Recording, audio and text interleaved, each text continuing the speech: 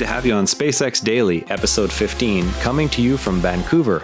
It's June 26th, 2026. From the launch pad to the trading floor, here's everything that moved today. Starpipe's dedicated Texas gas line removes a propellant-delivery bottleneck that has caped Starship launch cadence at Starbase. SpaceX plans to build the Starpipe natural gas pipeline to deliver fuel directly to Starbase for liquefaction into methane and oxygen. Construction begins in July 2026, with first gas flow expected in 2027. Reports indicate the line is sized to support multiple Starship flights per week once complete. The project also includes expanded tank farms and road upgrades at the Texas site. With propellant-delivery now moving from truck logistics to purpose-built infrastructure, the next infrastructure push is happening at the Cape. SpaceX has already stacked the first two segments of a second Mechazilla tower at SLC-37 in Florida. Observers note the pace matches the 43-day build of the prior tower at Starbase. Completion by late July would give the site a full tower ahead of planned Falcon Heavy and Starship operations. The structure is intended to handle both current Falcon Heavy missions and future Starship flights after pad upgrades. While Texas and Florida infrastructure expands, SpaceX is also exploring new ways to deliver connectivity directly from orbit. SpaceX is evaluating a retail direct-to-cell service that would use existing Starlink spectrum and satellites, rather than new ground towers.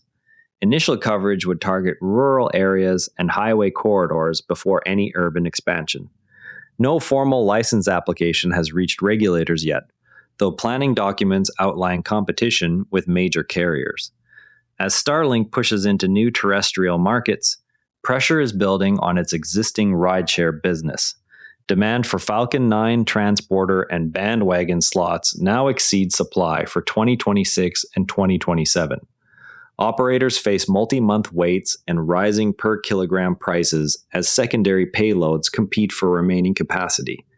Some small satellite builders are shifting payloads to other vehicles or delaying deployments. SpaceX has not announced additional dedicated small-sat missions to ease the queue. While commercial rideshare capacity tightens, a new weather satellite just proved the value of those same missions. The GEMS-2 microwave radiometer on the WeatherStream satellite, launched March 30th on Transporter 16, has returned its first global data. The instrument collects cloud-penetrating moisture and temperature profiles across multiple microwave bands. Early validation shows agreement with radiosonde measurements within expected error bounds. The mission highlights ongoing commercial demand for dedicated small weather satellites on rideshare flights. A sunset Falcon 9 ascent from Vandenberg was visible across Southern California on June 25th. The booster flew a standard Starlink mission profile with recovery on the drone ship. No anomalies were reported during ascent or landing. Photographers posted time lapses of the Vandenberg sunset plume stretching across the Pacific. Observers described the plume as stretching for hundreds of miles under clear evening conditions. Observers on X noted the rapid initial stacking rate at SLC-37 and compared it directly to the Starbase tower timeline. Small satellite builders discussed shifting some payloads to non-SpaceX vehicles after repeated transporter slot delays. Weather data users highlighted the new GMS-2 microwave channels that fill gaps in tropical moisture tracking.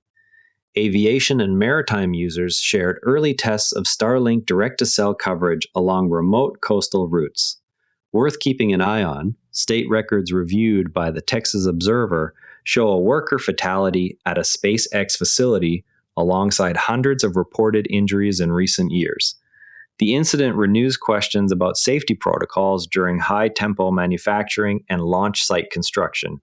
Investigations are ongoing, and SpaceX has not released a public statement on corrective actions. On the AI front, no new source developments on orbital data centers or XAI compute integration appeared in today's coverage.